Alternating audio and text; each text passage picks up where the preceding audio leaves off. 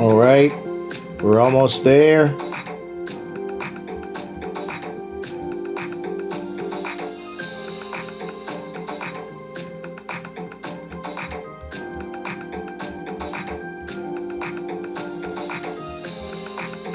We're getting close to it. We're almost ready to land.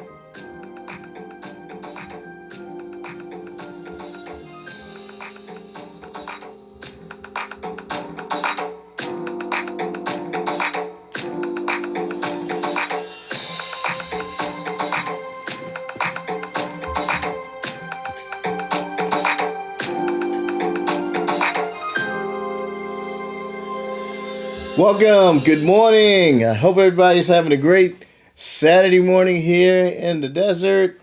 And the sun is shining. Always a great day here in the Valley of the Sun. Uh, Good morning. It's Dr. Joe Blake here at the Actionable Financial Literacy Center. And today's a good day. I got some great information for you today, and I'm quite sure you're going to learn something that's going to be good. Always good. You see today's title, what we have to share. You know, my throat is really itching today. Let me get something here.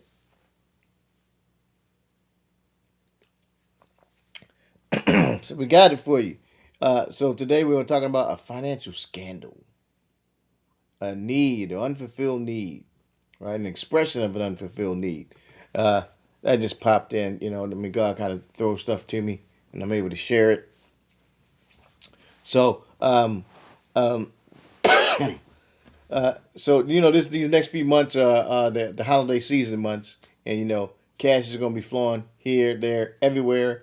In some cases, and it's a good time because you know gifts will be going. Some folks get gifts, some getting gifts, and you know, um, the reason for the season we got to always remember that.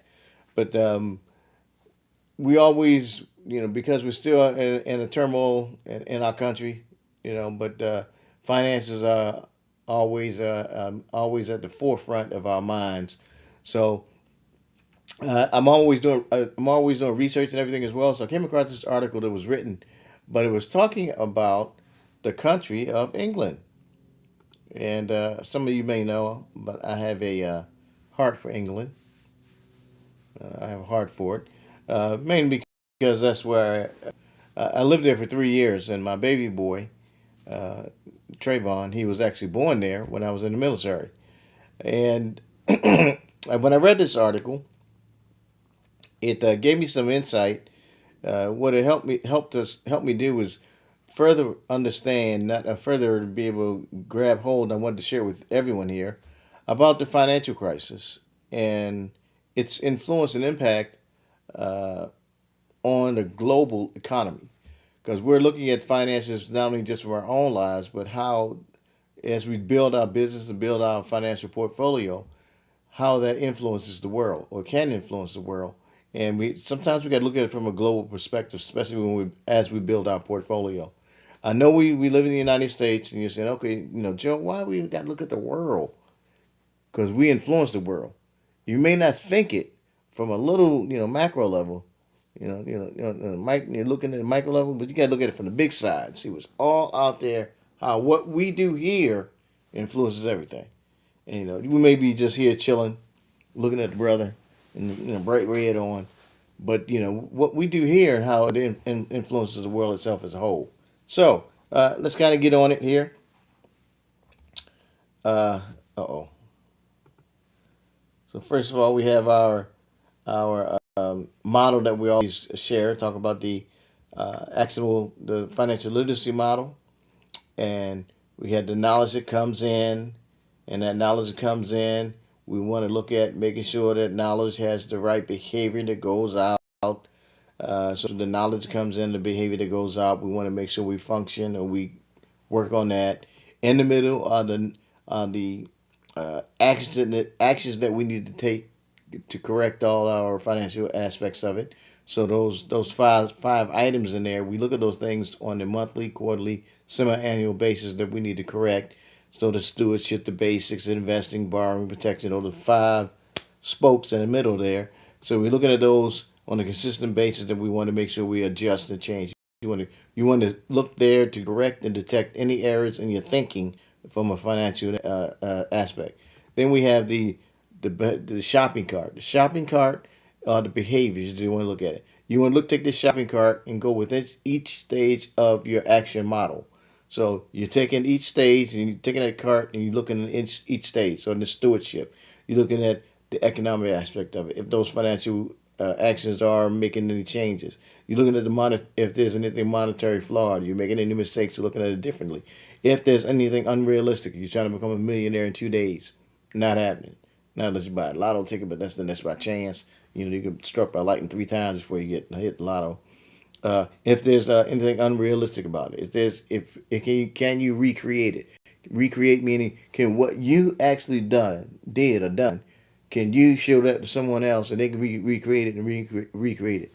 So then you look at it and say, okay, can what you've done for the past 20 years, you exactly done, can you show somebody else how to do it, and can they do it again? Then you say, hold on, do you want them to do it again? Do you really want them to go through what you just did and be, oh, that's hunky dory?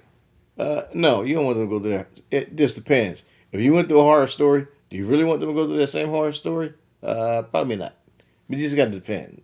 Just depends. Anyway, so you're looking at all those aspects when you're looking at. So you had the decision model and then the behavior model. Those two combined together. All right. Short story overview on the decision model and the behavior model. Then, so we have the inflation model. This is derived from another aspect of finance. So this model just shows how economic growth influenced by inflation rising, and how the Feds d- tend to neutralize it by increasing the interest rates or not. And it's also in the middle based on GDP. GDP and GNP, gross domestic product, gross national product, and that's how the federal government adjusts the rise of interest rates based on GDP. GDP is the prosperity of a nation as a whole. Gross national product is the productivity of the people of that nation. So they look at those two and adjust them. They use decimal type percentages to adjust that, but that's a little bit deep about it. It gets more deep than that. So, but that's not the lesson for today. That's another lesson later on. But just kind of keep that in model. There's an inflation model that goes in hand. All right. So keep rolling as we go along. All right. So this is the article. It's 18 pages long. It's written. Uh, it comes from Italy. I mean Italy, but England. Gotta get my reading glasses on because sometimes the brother can't see. Even though I paid, guess some what's the thing called LASIK surgery. Great doctor, Dr. Thomas Watkins. He's in Levine, Arizona. He's a great doctor. If you want to get your LASIK done, let me know. I give you his contact information. This is the reading glasses though. So this article was written by now my button don't want to work. A Miss Sue Jafer and also Nicholas Morris, and they were actually it was written in Melbourne, Australia, but it was about England. And this article is 18 pages long, and I'll have it in the notes as well. Uh, but the article it talks about how England the UK was exposed to the financial crisis. And one of the things that says there is this is the lessons from the financial crisis and other banking scandals. So that's why the thought was a financial scandal and the expression and how I felt is an expression of a need unfulfilled. So the underlying, we looked at the underlying causes of the and the failed prevention and the compounding factors of the financial crisis. And so we looked in overseas, not just in the U.S. We looked overseas to see how how that influenced. My research focused when I once I wrote my book focused just within the U.S. and we pictured what happened overseas, but this article looked at Europe and looked at England, and this article comes from Australia, and I'll tell you why as we go along, and we'll explain as well. So Australia, they looking at Europe. They kind of talk the same a little bit, a little funny, but well, they think we talk funny. Oh, I just love your accent. No, man, I'm not the one. You guys got the accent. Little diversion there. Okay, so and you see my quote there at the bottom. It talks about a good man leaving an inheritance to his children's children. That when it says inheritance, that inheritance not necessarily doesn't mean well. It can mean money, but not necessarily not only money, but the knowledge, the wisdom, and the understanding how to create wealth. The knowledge, the wisdom, and the understanding of how to create wealth. Your family, your children, they need to understand how to do it. Because money is just what a society says money is. Money here is the dollar. Money overseas in England was the pound. The Queen's not there anymore, but the pound. Some places is in Saudi Arabia has that. Iraq used to have this one. What's this one here? Oh, that's a euro. This is the pound. Then there was a food stamp way back in the day, but we won't have it now. But money is what a society says money is. So it's not money you focus on. You focus on the creation of wealth. So that's the inheritance you want to leave your loved ones with, how to create wealth.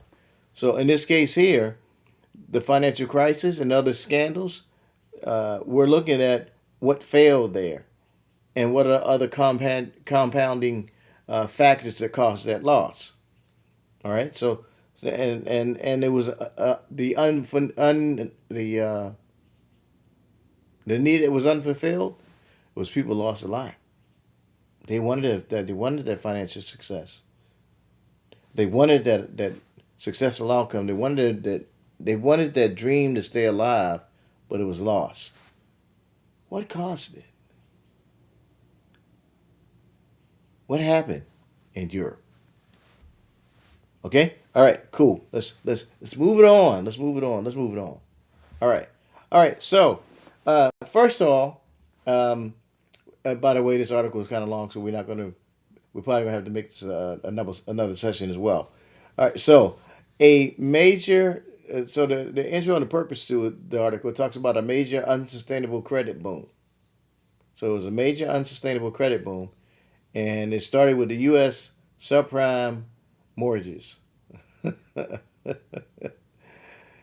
So we're talking about England, but and the first thing to talk about was the U.S.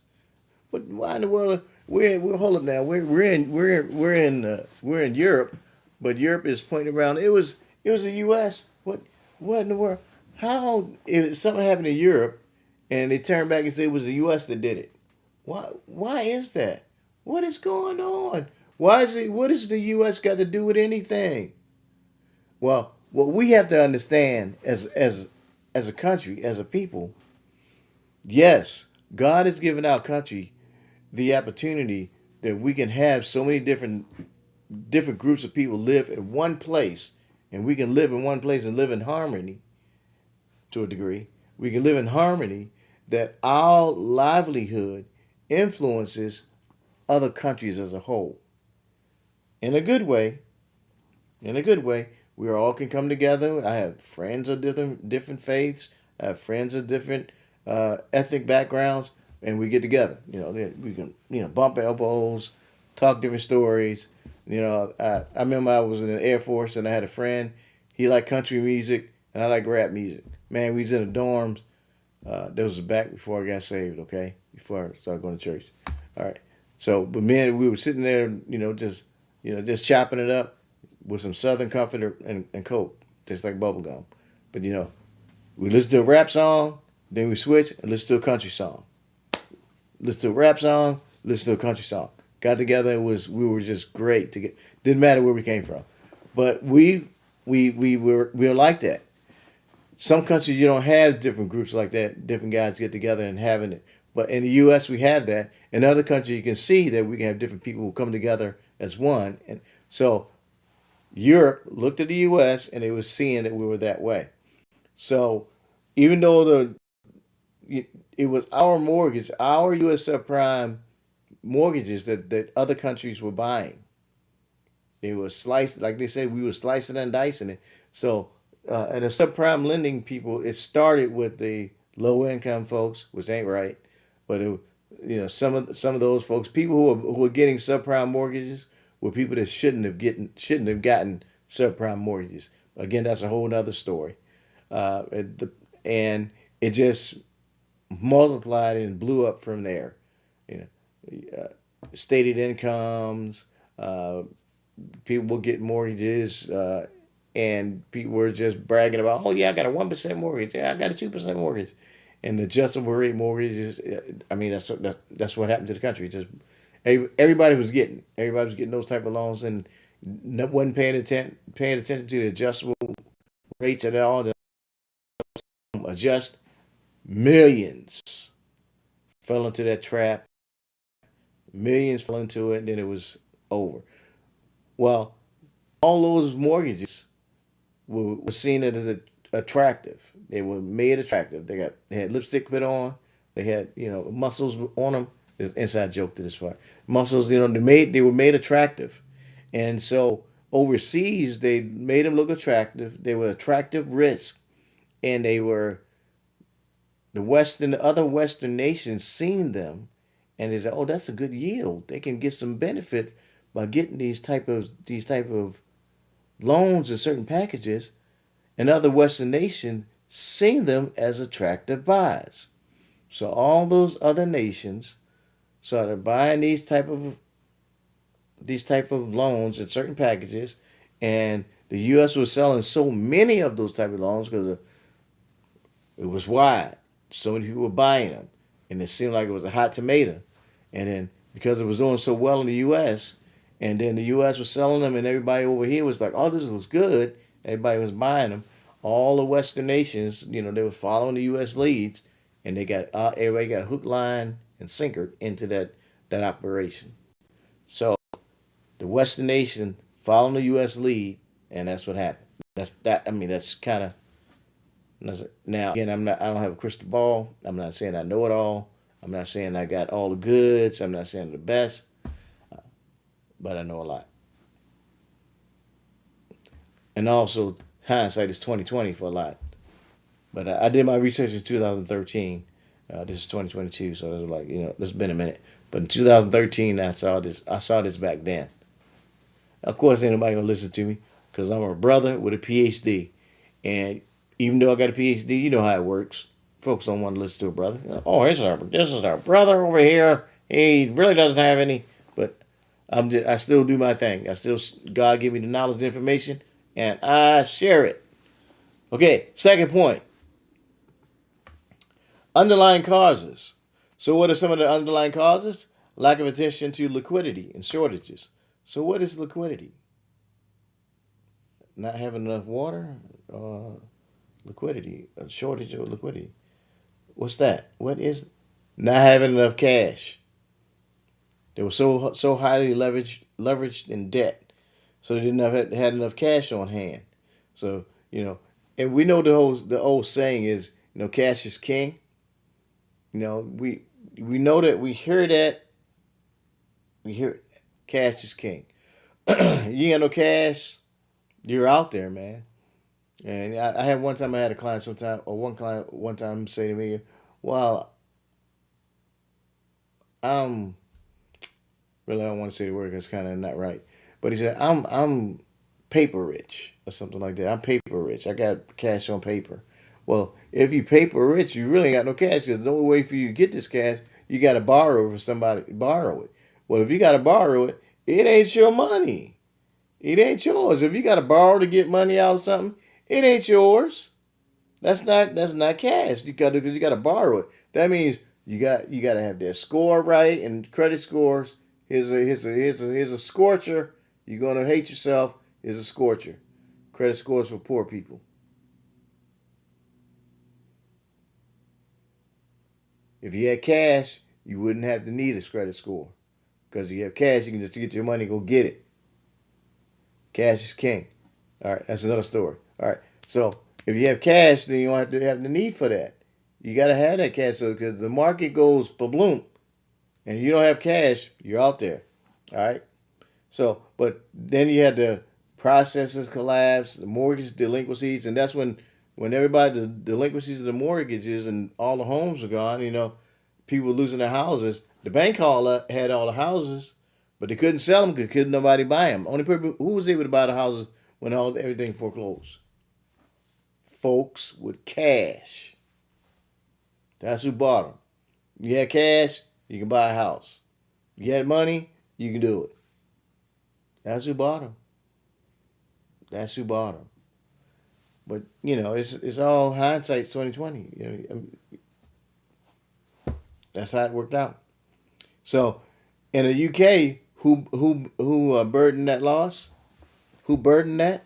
It was all the taxpayers, and they called it austerity. I got this little British thing and that word. It's called austerity. So austerity there. Um, it's like a strictening political ways to do it, uh, economic ways. They kind of tighten the belt. So they kind of tighten the belt, and we have the same thing here. The budget restraints, but over there is a little more stricter. Um, they have Britain has different ways of taxing the folks there. It's like a I see why we broke off on them way back in the day for taxes because they tax a lot of stuff. But but austerity to them, to British folks, is way stricter than what we have here. So there, when you look at austerity, they see the fundamental loss of trust. So, and when I see that the fundamental loss of trust, I think about we had a pastor come in town. His name was Dr. Ivy Hilliard, and he explained trust this way. He says trust is something that you learn. Trust is something that you earn over time. It can be lost in the moment, and it takes you a lifetime to recover. Okay, say it again. Trust is something you earn over time. It can be lost in a moment, and it take a lifetime to recover. So if you're dealing with a banker or lender or something, and and it and that you got that interest only loan from them, and next thing you know, you get the interest only loan, and 3 years later, that interest only loan turned into a balloon payment of first payment was your home loan was $1,000 a month. The next thing you know, 5 years later, it's $5,000 a month, and you can't make that payment. They snatch your house. You lost trust in that lender. You lost trust in that bank. You do not want to do business with them ever again. And so, for that bank to earn your trust, it may take a lifetime if you really trust that banker. Could be the individual, could be the industry, and they have to earn your trust again. And sometimes, from a customer client in the situation, you do not want to do business with anyone. And then for some industries, that's how it is. Some people can forget and forgive instantly, but some customers are like, I ain't doing business with that bank ever. And that hurts the customer, that hurts the bank, that hurts the buying cycle and system together as a whole. So that can cause a loss. Also, sometimes you got to fix the mess by changing the culture. And what is culture? What is culture? You have espoused values, basic assumptions, and underlying things that you don't see. I mean, there's three levels of culture. So, but you got to change the way people share and share, gain and share information.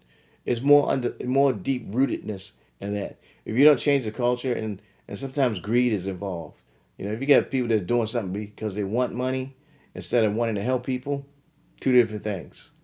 You got to be concerned with that. Then also, you got to call account.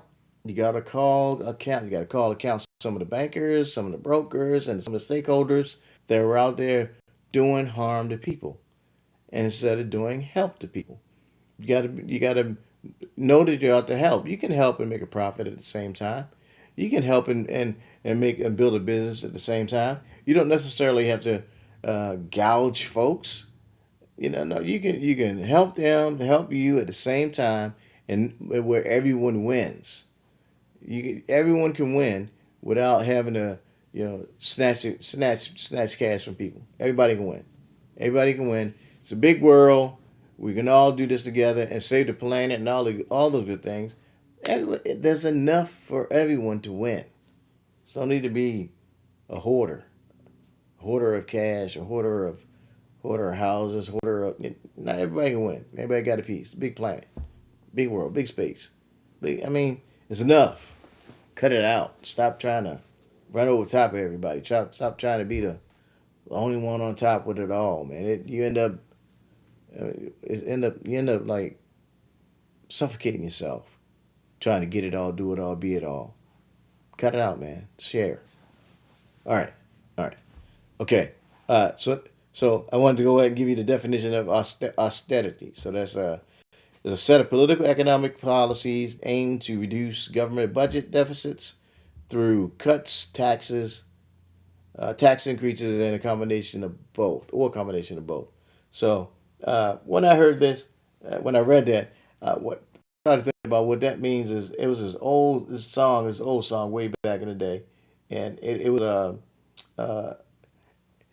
you know it was called you had to tighten up.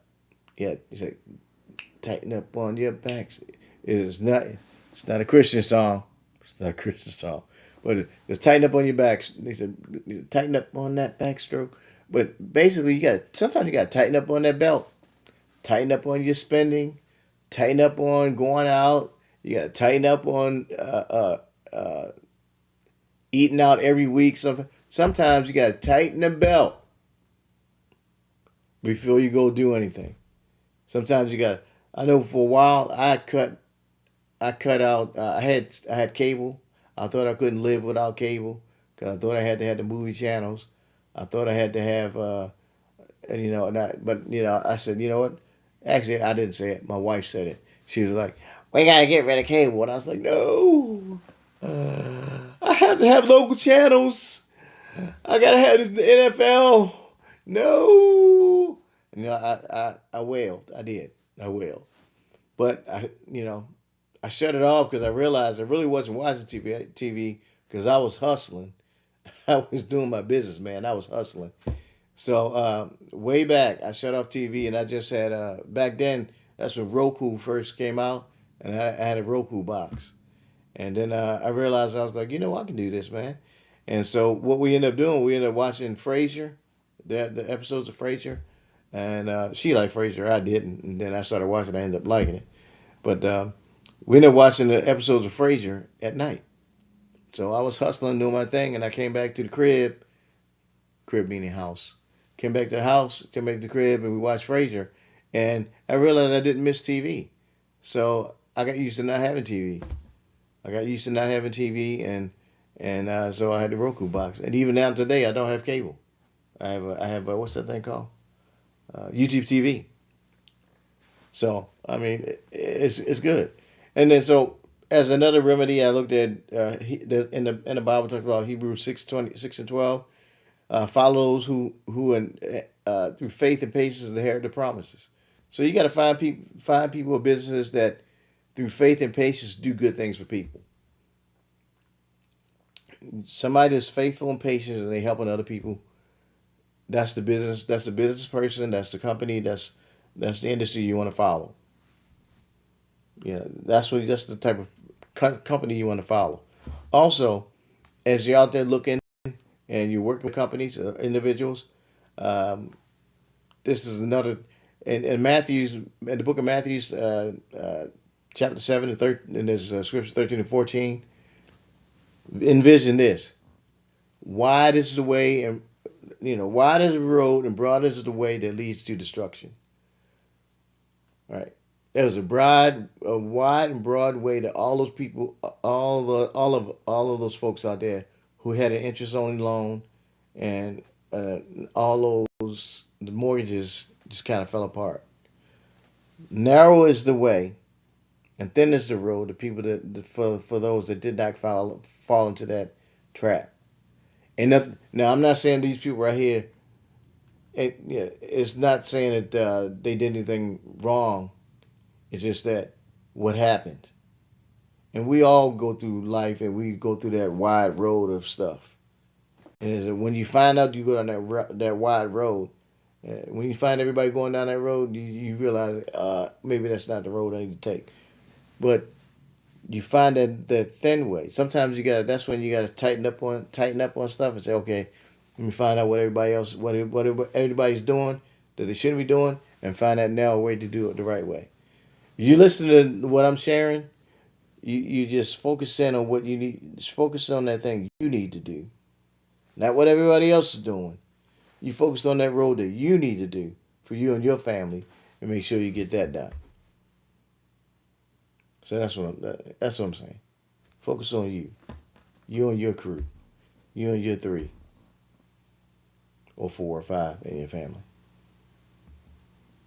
All right. So with that, I just want to remind you this virtual book club that I had me and my friend Joanna Walker. We have on Mondays at 1:00. You can go to my Facebook page and find that Dr. Joseph Blake Jr. This is another idea I have out that shows the market in, market out, over time. So you plant your seed, give it time, reap the harvest. Ending with the model, the decision model. Actions in the middle. Got the shopping cart there as well. Contact information. You always got to have that. You got to be able to get a hold of me. Find out what you need for you and your family. And with that, I want to say to you, have a wonderful week. And if you have any additional questions or you want to get a hold of me, please do so. Don't be shy. Don't don't be afraid, but give me a call. And let's set a time to get together. Have a great weekend. I hope you got some good information from it. I had a blast always sharing information. And hey, it's been Dr. Blake with Actionable Financial Literacy. And you have yourselves a great, powerful, and wonderful weekend.